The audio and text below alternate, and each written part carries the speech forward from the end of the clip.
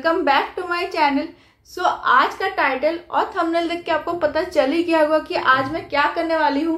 So guys, आज हम यानी मैं और आप मिलके आपके फेवरेट यूट्यूबर mythpat का चैनल आइकन बनाने वाले हैं ग्लास बॉटल पे या वाइन बॉटल पे, वाइन बॉटल पे बनाने वाले हैं।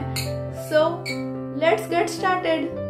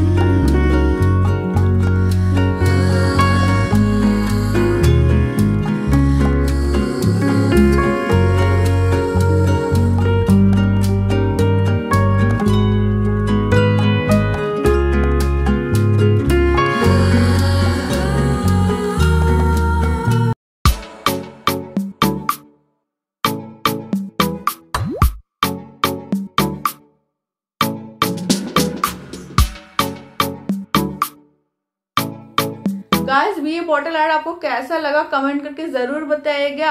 एंड इस टाइप के बॉटल आर्ट्स आपको और भी देखने तो वो भी आप कमेंट करके बता सकते हो। वीडियो पसंद आया तो लाइक कमेंट एंड शेयर। और चैनल पे नए हो तो do subscribe to my channel and you can also follow me on Instagram and Facebook. तो आज के लिए इतना ही, bye, see you in next video.